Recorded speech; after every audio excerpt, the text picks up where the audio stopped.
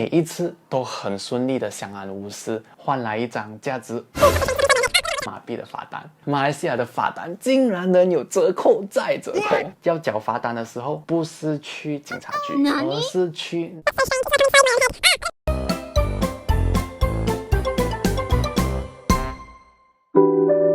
Hello， 大家好，欢迎来到好正的频道。相信大家都知道，马来西亚从去年2020年3月18号到今时今日491天后，依然处于封锁状态。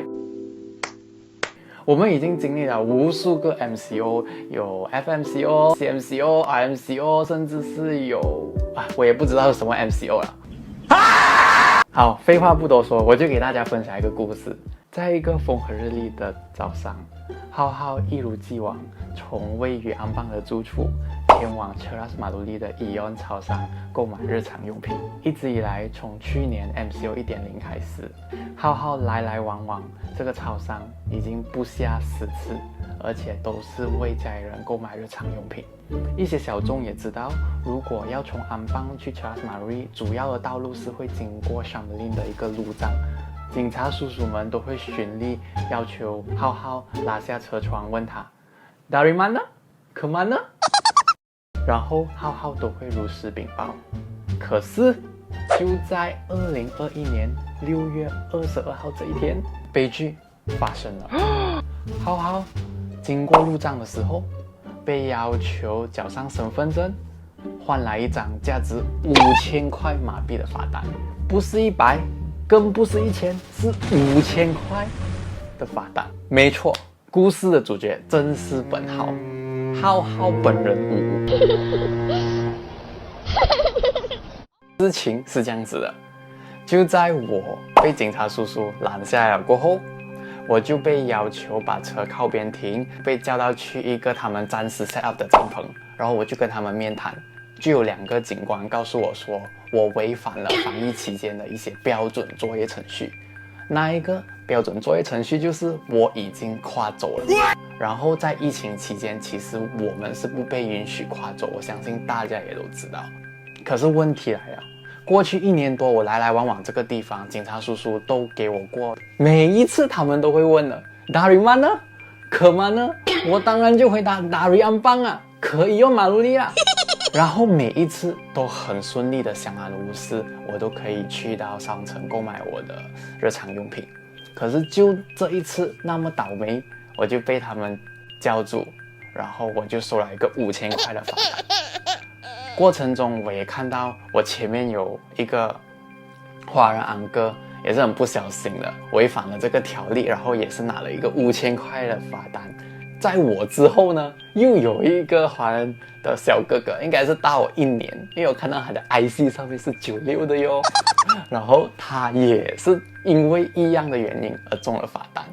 官字2个口，我们也没有必要去跟他争论什么，既然罚单都已经开了，我们也就只好认命。好了，这些都不是重点，重点是我今天要跟你们讲，我如何把这5000块的罚单，是5000块要看好，变成1250，是1250没有错，是50%折扣再50%折扣，是不是觉得很神奇呢？马来西亚的罚单竟然能有折扣再折扣。好，我就来跟大家分享一下我如何拿到这个折扣。首先，如果我们是因为MCO 而违反一些标准作业程序而接到罚单的话，只要我们在7天内交还罚款，我们就可以得到一个50%的折扣，也就是从5000块变到2500块。然后为什么我可以从2500块再变到1250呢？原因很简单，因为我是穷逼。因为我曾经是国家体恤援助金的受惠者，也就是我们听过的 BPN 1.0，甚至是 BPN 2.0啊，现在已经变成 BPR， 反正那个不是重点，重点就是我是受惠者，所以我可以上诉，再拿到一个50%的折扣。你一定要记得，这个是必须要上诉才可以得到的一个折扣。如果你那么的不幸拿到一张罚单，然后也那么的刚好是个穷逼，这样你就可以享有这个折扣再折扣了。大家一定很好奇，到底这个流程是怎样跑的呢？第一，当你中罚单的那一天，警察叔叔会给你一个罚单，上面就有那个警察分局的地址，你就要去看那个警察分局是在哪一区。就比如我的情况，它是在吉隆坡蕉赖，就是所谓的 Cheras， 所以我就要去到 Cheras 的 KKM 的分行去做上诉，同时它也是那个缴罚单的一个地方。它其实在雪兰莪或者甚至是吉隆坡每一个区都有它的一个分局，所以你们要去谷歌看一下到底是在哪里，是离你们住家最近的。然后当你去到那个卫生局分局的时候，它是会有一个考的特地设立给交罚款的。然后你们在那里交罚款的时候，记得先看一看你们有没有条件做上诉拿到更多的折扣。这个二维码会带你去到它的官网，然后你输入你的身份证号码，就可以确认你是否曾经拿过援助金。再来，你也可以看到一些申请折扣的条件。最后，这是一个上诉表格，记得一定要填写和准备相关的资料哦。所以它就会有一个表格，然后你必须要填了。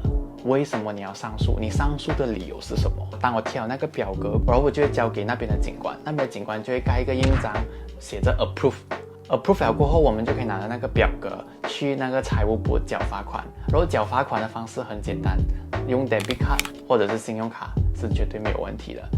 过后你就可以安心的回家。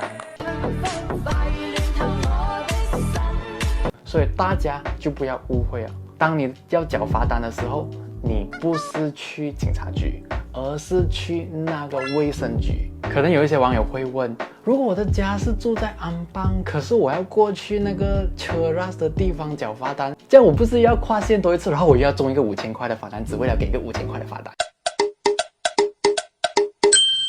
这样的话，你们绝对可以放心，因为当你们在过那个路障的时候，只要你给那个警察叔叔看你的罚单，证明你现在是为了缴罚单而跨县或者是跨州，他是绝对是可以让你过的。总的来说，这是一个绝对是令我毕生难忘的一个经历。尽量不要出门，能的话也尽量避开所有的路障。你不知道哪一天你会那么的幸运拿到这个大logo，关字2个口。这种东西我们是很难去辩论的，所以我还是警惕大家，能的话真的尽量别出门，特别是现在我们已经热度破万不是梦的情况了。今天的分享就到这里，谢谢大家。